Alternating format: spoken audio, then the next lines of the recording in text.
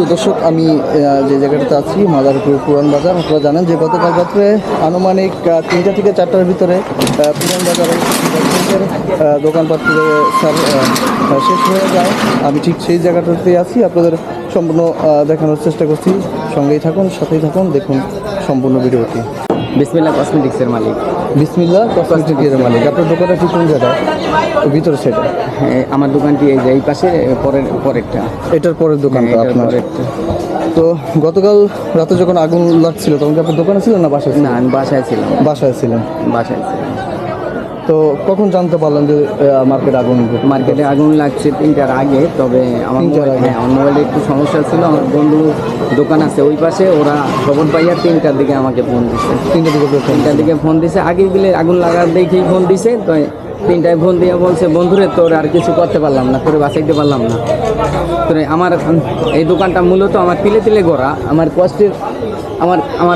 কষ্টের গড়া ভাই। আমার জীবনের সব সঞ্চয় আমি এই দোকানের ভিতরে দিচ্ছি। আমার জীবনের সব সঞ্চয়, আমার ঋণগ্রস্ত হয়ে আমি এই দোকান চালাই। রমজানে মোটামুটিভাবে যা ক্যাশ করছি শেষ দিয়া, ক্যাশও আমি নেই ব্যাংকে দিব চিন্তা করে, লোনের টাকা ব্যাংকে দিয়ে দিই।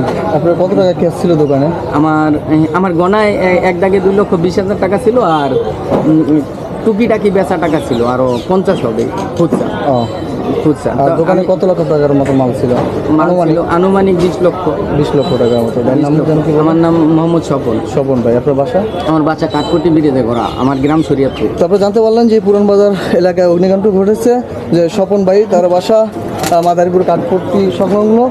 তবে এই দোকান থেকেই তার যত ব্যবসা বাণিজ্য এবং তার পরিবার পরিজন এই দোকানের মাধ্যমেই চলেন, এবং সে ব্যাংক থেকেও বেশ কিছু টাকা লোন নিয়ে এই দোকানের ব্যবসা চালাচ্ছিলেন।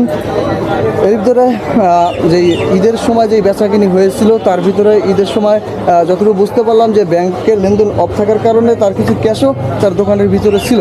এছাড়া 20 লক্ষ টাকার মতন তার মালামাল ছিল এই দোকানের ভিতরে। তো তার স্বপ্ন এবং ব্যবসা সম্পূর্ণ শেষ হয়ে গেল, সে একবারে নিঃস্ব। এবং তার মতন এইখানে যে কোনো দোকান 28 জন মানুষ রয়েছেন, সকলের একই অবস্থা। 28টা দোকান, এই সকলের একই অবস্থা, সকলেই নিঃস্ব হয়ে গেছেন। সকলে পুঁজি দোকানের মালামাল টাকা পয়সা সব শেষ, নিঃস্ব হয়ে গেছেন। তবে আমি জানি না তারা কিভাবে তাদের মনকে সান্ত্বনা দিবেন এবং কিভাবে তাদের নিজেকে কন্ট্রোল করে রাখবেন, একমাত্র তারা জানেন, উপরওয়ালা জানেন। তবে আমরা চাই তাদের এই ধৈর্য ধারণ করার মতন ক্ষমতা হোক। এছাড়াও তারা পুরোনায় এরকম ব্যবসায় আবার ফিরে আসুক। আপনি মার্কেটের কোন দোকানে ছিলেন? এই দোকানটার? এটা কিসের দোকান ছিল? কম্পিউটারের দোকান ছিল।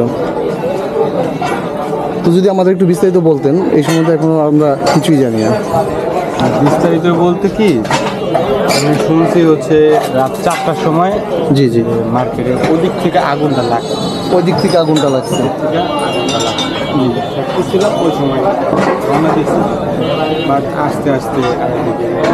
তবে আগুন নেবার পর কি আগুন কি জানতে পারছেন যে আগুনটা কীভাবে লাগছে বা কিসের থেকে লাগছে?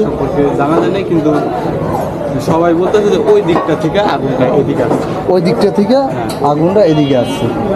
তবে আচ্ছা, কালকে কয়টা থেকে আগুনটা লাগছিল? 3টা থেকে 4টার মধ্যে। 3টা থেকে 4টার মধ্যে আগুনটা লেগেছে। কিছু কাপড়ের দোকান ছিল, কিছু কসমেটিকের দোকান ছিল, হার্ডওয়ারের দোকান ছিল, কেমিক্যালের দোকানটা বেশি একটা কিছু হয় নাই। হ্যাঁ। ও আচ্ছা। তবে আগুন লাগার পরে আমাদের ফায়ার সার্ভিস এসে তো নিয়ন্ত্রণ করেছিল। কয়টা টিম কাজ করছিল বিষয় জানেন? আচ্ছা, ঠিক আছে।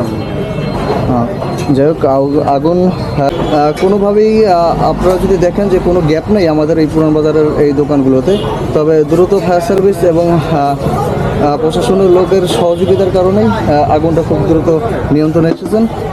এছাড়া যেটা জানতে পারলাম যে যাদেরই এই দোকানগুলো, যারাই মালিকানা রয়েছেন, সকলেরই খুবই আহাজারি, খুবই করুণ। কারণ ঈদের আনন্দ ভাগাভাগি শেষ হওয়ার আগেই পুড়ে গেল তাদের স্বপ্ন। আপনি এখানে ছিলেন? হ্যাঁ ভাই। আপনি ছিলেন কিভাবে, কি একটু যদি আমাদের শেয়ার করতেন। আমি ওই এলাকা বসা, তাহলে ওই সময় দেখছিল উপরে ধুমা। উপরে ধোঁয়া। হ্যাঁ, ধুমা দেখালো, আমরা হলো আসছি দূরে। রাত কয়টার দিকে এটা? এটা হলো আপনার 3:30 থেকে 3:40। 3:30 থেকে 3:40 ওই টাইমে। ওই সময় দেখার পর আমরা দৌড়ে আসি, তারপরে কোনো লোকজন ছিল না, আমরা লোকজন বের করছি। হ্যাঁ। এখানে যত লোকজন ছিল আমরা দৌড়ে বের করছি, অনেক আমরা আরো লোকজন 4-5 জন ছিলাম, আমরা সব মূলত হলো সবাই বের করছি, মানে চিঠি দিছি। মাদারীপুরে ফায়ার সার্ভিসে জ্ঞান ছিল নাকি অন্য জায়গা থেকে ফায়ার সার্ভিস আসছিল? মাদারীপুরের ফায়ার সার্ভিসে ছিল, আর অন্য জায়গার রাস্তা আপনার শরীয়তপুরে। শরীয়তপুর থেকে আসছিল। ও, আপনার শরীর পুড়ে গেছে? আমি যে দেখাই যে আমার সামনে যে ভাইটা রয়েছেন, ভাইয়ের নাম কি? রবিউল ভাই। কি কোনো দোকানের আপনার স্থানীয় সাধারণ জনগণ হিসাবে যতটা হেল্প করা দরকার সেটা করছেন, সেক্ষেত্রে আপনার শরীরে কিছুটা জায়গায় ক্ষতি হয়ে গেছে। আমি যদি দেখাই যে ভাই দেখেন নিঃস্বার্থে তারা যেভাবে হেল্প করেছেন। পুরো গানা হয়ে গেছে। তো দর্শক, ধন্যবাদ, ভালো থাকবেন। আমি এই মুহূর্তে বিদায় নিচ্ছি মাদারীপুর পুরান বাজার, যেখানে অগ্নিকাণ্ড হয়েছিল সেই জায়গা থেকে। ধন্যবাদ, আল্লাহ হাফেজ।